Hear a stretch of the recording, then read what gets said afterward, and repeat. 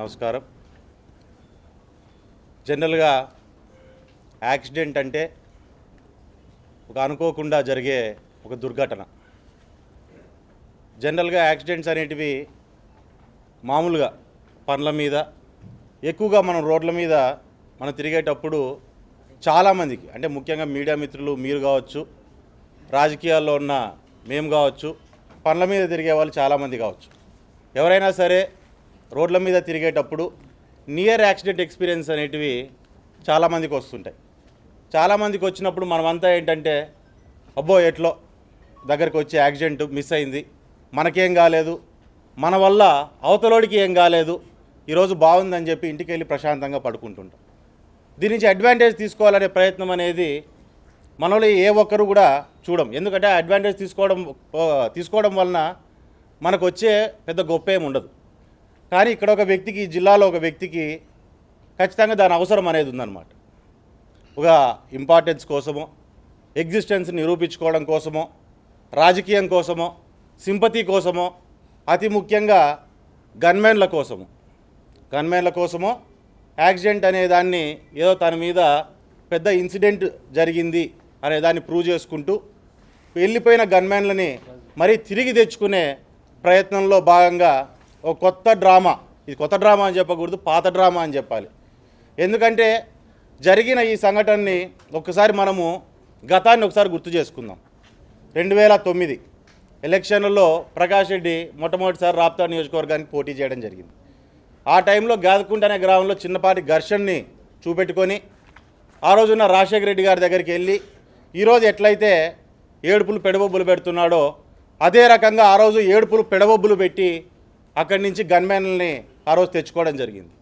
గన్మెన్లు వచ్చినప్పటి నుంచి ఆ రోజున్న హంద్రీ నివాలోని కాంట్రాక్టర్ని కావచ్చు, సబ్ కాంట్రాక్టర్ని కావచ్చు, రియల్ ఎస్టేట్ వాళ్ళని కావచ్చు, అందరినీ బెదిరించి వసూళ్లు మొదలుపెట్టినప్పుడు అదే కాంగ్రెస్ గవర్నమెంట్లో ఇతను కూడా ఒక నియోజకవర్గ స్థాయి ఇన్ఛార్జ్.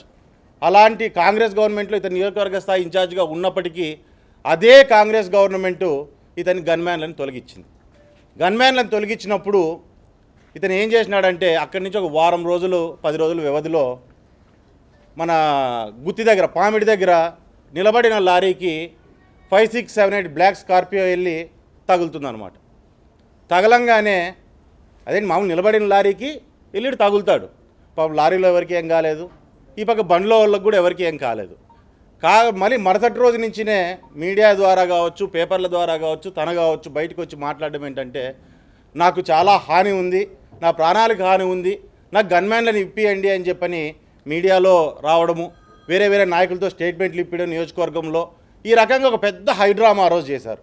ఆ రోజు ఉన్న పోలీసులంతా కూడా దాని మీద ఎంక్వైరీ చేసి ఆ వెహికల్లో ప్రకాష్ రెడ్డి అనే వ్యక్తి లేనేలేడు, అనుకోకుండా నిలబడిన లారీని వీళ్ళే పోయి కొట్టారు, కాబట్టి ఇతని గన్మ్యాన్లు అవసరమే లేదు అని ఆ రోజున్న కాంగ్రెస్ గవర్నమెంట్లో ఉన్న ఆ రోజున్న పోలీసులు ఎవరైతే ఉన్నారో నీట్గా రిపోర్టు తయారు చేసి ఇతని గన్మ్యాన్లు అవసరం లేదని తీసి పక్కన పడేశారు. సో సేమ్ పాత కథనే ఈరోజు కొత్త రంగులేసి ఈరోజు మనకందరికీ చూపించే పరిస్థితి ఈరోజు చేస్తున్నారు.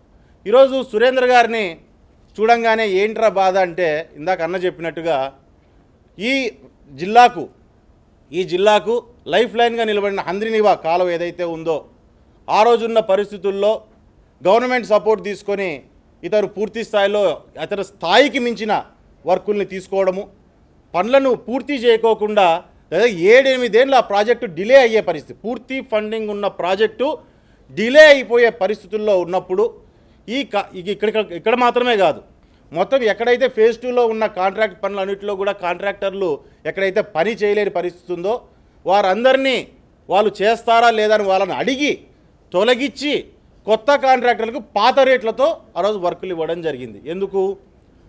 ఈ హంద్రీనివా అనేది ఫినిష్ అయిపోతే రాయలసీమ ప్రాంతానికి నీళ్ళొస్తే సస్యామలంగా మారుతుంది. ఇది కాంట్రాక్టర్ని బాగుపరచడానికి కాదు, రాయలసీమ ప్రాంతాన్ని బాగుపరచడం కోసం ఈ ప్రాజెక్ట్ అని చెప్పి ఆ రోజు టీడీపీ పార్టీ తీసుకున్న నిర్ణయాల్లో భాగంగా ఆ రోజు సురేంద్ర గారికి ఎస్ఆర్సీ కంపెనీకి ఆ రోజు ఆ వర్కుల్ని బలవంతంగా ఇవ్వడం జరిగింది. బలవంతంగా మా పనులు అయిపోవాలి, తొందరగా పాత రేట్లకు కానీ మీరు చెయ్యండి అని చెప్పి కట్టబెట్టడం జరిగింది. లాస్ ఆఫ్ ప్రాఫిట్ నెత్తినేసుకొని జిల్లా కోసం అనగానే ఆయన కూడా ముందుకు వచ్చి త్యాగంగా ఆ వర్క్ని ఫినిష్ చేయడం జరిగింది. అతి త్వరలోనే, అంటే 2-3 ఏళ్ల సమయంలోనే 7 ఏళ్ళగా నిలబడిపోయిన వర్క్ని పాత రేట్లతో చేసి నీళ్ళను బ్రహ్మాండంగా రాయలసీమ ప్రాంతంలోకి, ముఖ్యంగా మన అనంతపురం జిల్లాలోకి నీళ్లు రావడంలో ముఖ్యంగా ఎస్ఆర్సీ కంపెనీ ఒక ముఖ్య పాత్ర పోషించిందనే విషయాన్ని నేను తెలియజేస్తున్నాను. అదే రకంగా ఆ రోజు నుంచి ఈయన మీద చిన్నపాటి ఒక కక్ష అనొచ్చు, లేకుంటే ఒక అసూయ అనొచ్చు, లేకుంటే మేము ఇంకా డబ్బులు తినేవాళ్ళము, వీళ్ళొచ్చి వర్క్ ఫినిష్ చేసేసి మాకేదో ఇక్కడ ఏదో పేరు తెచ్చేశారు తెలుగుదేశం పార్టీకి అనే పరిస్థితి కావచ్చు. ఎందుకంటే ఆ రోజు ఉన్న పరిస్థితుల్లో ఎస్ఆర్సీ సురేంద్ర గారు కానీ పార్టీలో ఒక ఎమ్మెల్యే కాదు, ఒక కాంట్రాక్టర్గా ప్రాంతం మీద ఉన్న అభిమానంతో ఆయన చేసిన పని. ఆ రకంగా ఆయన మీద పూర్తి స్థాయిలో ఒక రకమైన దీన్ని పెట్టుకోవడం జరిగింది. మరి అక్కడి నుంచి అక్కడే కాకోకుండా ఈరోజు ప్రకాష్ రెడ్డికి ఇక్కడ కూర్చున్న వాళ్ళు మేమే ముగ్గురు చిన్న అడ్వైజ్ ఇద్దామనుకుంటున్నాం. గన్మెన్లు తెచ్చుకోవాలంటే చాలా దారులు ఉన్నాయి. కోర్టుకు పోవచ్చు, ఎస్పీ గారిని అడగొచ్చు, లేకుంటే కోర్టుకు పోయి పేడి గన్మెన్లు తెచ్చుకోవచ్చు. ప్రాణాల మీదకి తెచ్చుకోవద్దు ప్రకాష్. మేమంతా అడ్వైజ్ చేద్దాం అనుకుంటాం. పాపం ఇంట్లో నీ భార్య గురించో, కూతురు గురించో, కొడుకు గురించో కొంచెం ఆలోచన చేసుకో. నెత్తికి తెచ్చుకోవద్దు. నెత్తికి తెచ్చుకొని గన్మెన్ల కోసం ప్రాణాల మీదకి తెచ్చుకున్న ప్రకాష్ రెడ్డి అని పేపర్లో పడడం కూడా చాలా గలీజ్గా ఉంటుందనే విషయాన్ని ఒకసారి గుర్తు చేసుకోవాలి. అదే రకంగా జాయింట్ వెంచర్ అంట. జాయింట్ వెంచర్లో అతను ఏదో చంపడానికి కుట్ర చేశారని. నిన్ను చంపడానికి జాయింట్ వెంచర్ అవసరమా? పాప మా డ్రైవర్ తూగిందింటే మొన్న కేసు, నిన్న పిఎం, ఈరోజు ఇంట్లో ఊదిగడ్ల వాసన. ఈరోజు అదే పరిస్థితే, అంతకంటే వేరే జరిగేది ఏం లేదు. ఏదైతే నీకు ఇది ఉందో దయచేసి దాని మీద ఇది చేసుకో. ఈ రకంగా పిచ్చి పిచ్చి మాటలు మాట్లాడడం ఆపు. నువ్వు ఒక ప్రజాప్రతినిధి, 3 సార్లు పోటీ చేశావు, ఒకసారి గెలిచావు. కనీసం ప్రజల్లోకి వెళ్ళినప్పుడు ఏ రకంగా మాట్లాడాలనేది నేర్చుకో. ఎన్నిసార్లైనా తెలిసి మీ పార్టీకి ఫస్ట్ నుంచి వచ్చింది వెనతో పెట్టిన విద్య అనుకుంటా. ఇట్లా పిచ్చి పిచ్చిగా మాట్లాడడం, ఏది పడితే సంబంధాలు లేకుండా మాట్లాడడం. ఈరోజు ఏమన్నా అంటే జాయింట్ వెంచర్ చేశారు, నాదేమన్నా పీకుతారా అంటారు. నీది పీకడానికి ఏమన్నా నీ ఫ్రెండ్మా, లేదంటే నీ పార్టీ కార్యకర్తలా, నీ లీడర్లా, లేదంటే నీ ఇంట్లో వాళ్ళ, లేదంటే నీ చుట్టం రాళ్ళ? మేము ఎవరు పీకుతారు? పో, ఖాళీగా ఉన్నాడు మీ లీడర్ ఆడ తాడేపల్లిలో, బెంగళూరులో ఉంటాడు. పోయి నువ్వు ఆయన ఓ 4 వీకు జగన్ నీ ఓ 4 వీకుతాడు, సరిపోతుంది. దానికి ఏది నాది పీకుతారా? నాది ఏది పీకేది నీది? నువ్వే పీకోపో జగన్ది, సరిపోతుంది. మేము ఒకరు పీక్కుంటే బాగా సరిపోతుంది. ఇవన్నీ పనికిమాలిన మాటలు. ప్రజల ముందుకు వచ్చినప్పుడు ఒక నాయకుడు అనేవాడు నియోజకవర్గంలోని సమస్యలో, జిల్లాలోని సమస్యలో ఇవన్నిటి గురించి మాట్లాడుకోకుండా ఈ రకంగా పిచ్చి పిచ్చి మాటలు మాట్లాడుకుంటూ ఇది చేసుకొని రావడం అనేది కూడా సరైన పద్ధతి కాదు. కాబట్టి ప్రకాష్ రెడ్డి ఖబర్దార్, నువ్వు మాటలు జాగ్రత్తగా రాని. ఈరోజు నారా లోకేష్ గారి గురించి మాట్లాడుతున్నావు, సురేంద్ర గారి గురించి మాట్లాడుతున్నావు. వాళ్ళ లైఫ్లో ఒక అచీవ్మెంట్ ఉంది వాళ్ళలో. ఈయన చిన్న వయసు నుంచి కాంట్రాక్టులు చేసుకొని ఈరోజు వందలాది మందికి ఉద్యోగ అవకాశాలు కలిగించారు. ఇదే నియోజకవర్గంలో ఒక బాధితైన ఎమ్మెల్యేగా ఈరోజు రోడ్లు కానీ, వాళ్ళ చెరువులకు నీళ్లు రావాలని, బీటీపీ ప్రాజెక్ట్ కంప్లీట్ చేయాలని తపన పడుతున్నాడు ఆయన. అట్లాంటి వ్యక్తి గురించి నువ్వు మాట్లాడాల్సిన అవసరం లేదు. అన్నిటికంటే ముఖ్యంగా నారా లోకేష్ గారి గురించి నీ స్థాయి ఒక్కసారి ఆలోచన చేయి.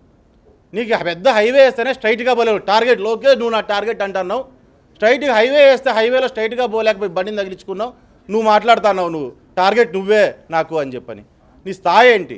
ఈరోజు ఈ రాష్ట్రంలో పెట్టుబడులు తీసుకురావాలి, ఈ రాష్ట్రంలో క్యాలెండర్ వేసుకొని జాబులు ఇప్పియాలని, స్కూళ్ళు బ్రహ్మాండంగా ఉండాలి, ప్రైవేట్ స్కూళ్ళకు మించి గవర్నమెంట్ స్కూళ్ళు ఉండాలని 2 సార్లు మంత్రిగా పనిచేసి నీ ఊర్లో వేసిన సీసీ రోడ్లు కూడా లోకేష్ గారు పిఆర్ మంత్రిగా ఉన్నప్పుడు వేసిన సీసీ రోడ్లు ఒకసారి నువ్వు ఆలోచన చేసుకో. ఏం చేసినావు నువ్వు? వీళ్ళ అచీవ్మెంట్స్ ఈ రకంగా ఉన్నాయి. నీ ఊర్లో నీ ఒడ్డు పొడవు ఎంత ఉందో, 6 అడుగులు ఎత్తు, 3 అడుగులు వెడల్పు, కనీసం ఆ మాత్రం కూడా నీ సొంత ఊర్లో నువ్వు సీసీ రోడ్డు వేసుకోలేనోడు నువ్వు వీళ్ళ గురించి మాట్లాడే పరిస్థితి వచ్చింది.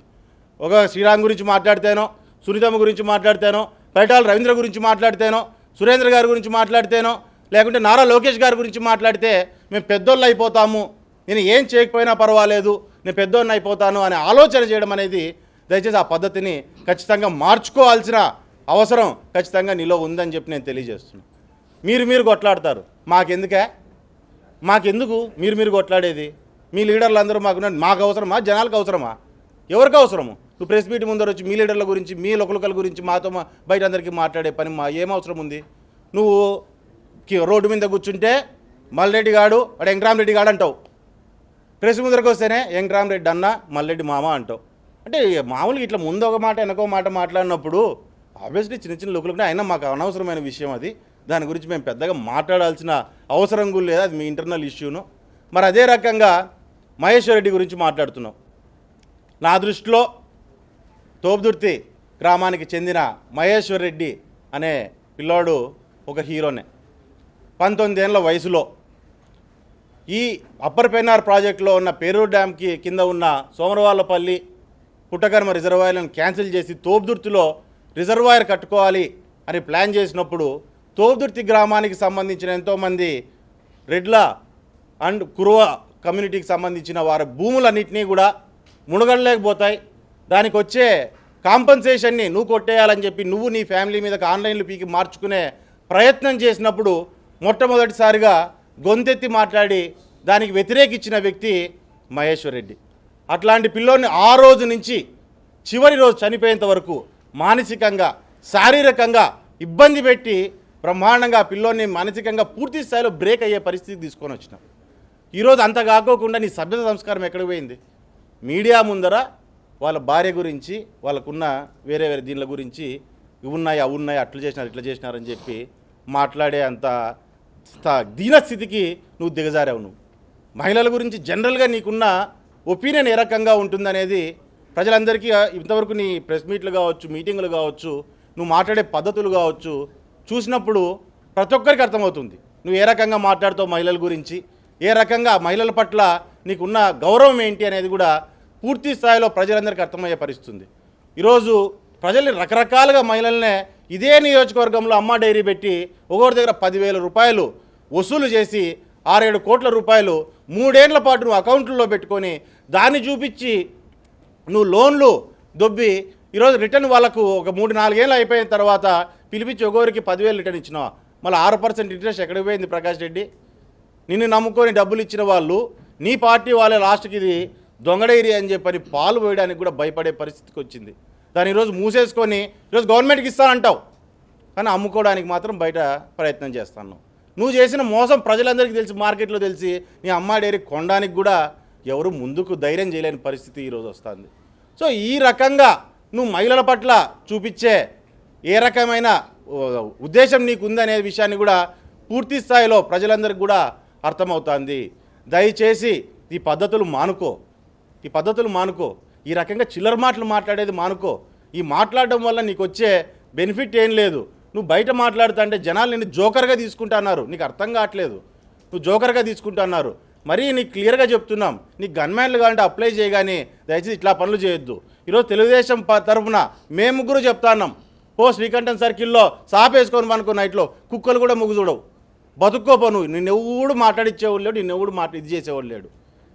ఒక నెల రోజులు గన్మ్యాన్ లేకపోతేనే ఇంత హడావిడి అయిపోతుంది, నీకు ఇంత టెన్షన్ పడిపోతున్నావే, బయటికి రావాలంటే ఇదవుతున్నావే. ఉత్తర కుమారుడు ఉన్నట్టున్నావు నువ్వు కూడా. రథము తోలవు, యుద్ధము చేయవు. యుద్ధం ఏమి కార్యకర్తలతో చేపిస్తావు, రథం తోలుతావా అనుకుంటే దాన్ని కూడా కార్యకర్తలతో చేపించి వాళ్ళని ఎత్తిన బారాలేసి నెలకు 2 నెలలకు ఒకసారి వచ్చి తిక్కకూతలు కూసి ఏదో పెద్దగా మాట్లాడేసిన అనుకుంటావు. కానీ ఒకటి గుర్తుపెట్టుకో, నీ స్థాయి ఏంటనేది. నారా లోకేష్ గారు కావచ్చు, సురేందర్ గారు కావచ్చు, ఆఖరి నియోజకవర్గంలో మాకే నువ్వు గుర్తుండవయ్యా సరిగ్గా. నిజంగా ఒకడు ఉన్నాడు ప్రకాష్ రెడ్డి అనేది, ఎప్పుడో తిక్కకూతలు కూసినప్పుడు ఒకటి గుర్తొస్తావు నువ్వు. ఎవరికి గుర్తుంటుంది? నారా లోకేష్ అనే వ్యక్తికి ప్రకాష్ రెడ్డి అనేవాడు ఒకడు ఎగ్జిస్టెన్స్లో ఉన్నాడని కూడా నాకు తెలిసి గుర్తుండదేమో, తెలియదేమో. ఆయనకి టార్గెట్, ఆయన వచ్చి వీడి కోసం ఫ్లైట్ వేసుకొని వచ్చి వీడికి వచ్చి ప్లాన్ చేసి ఈయన పదనే లారీ తొగ్గుద్దండి అని చెప్పి అక్కడ మాట్లాడడానికి ఏమైనా అర్థం ఉండాలా? మాట్లాడే దాంట్లో ఒక అర్థం అనేది ఉండాలి. కాబట్టి దయచేసి మీకు చెప్తున్నాం, ఆయన స్థాయికి మాట్లాడితే నారా లోకేష్ గారి స్థాయికి నువ్వు వెళ్తాననుకోవడం అనేది నీ అవివేకం అనే విషయాన్ని నువ్వు ఇది చెప్తున్నా. దయచేసి నీ పార్టీకి ఏదైతే పద్ధతులు ఉన్నాయో ఆ పద్ధతులు మార్చుకోండి. అందులోని ఈ జిల్లాలో నీకు చేతనైతే ప్రజలకు పనిచేయి, అంతేగాని పక్కనోళ్ళ మీద బట్టగాలు చేసి పబ్బం గడుపుకోవాలనే ప్రయత్నం చేయొద్దు.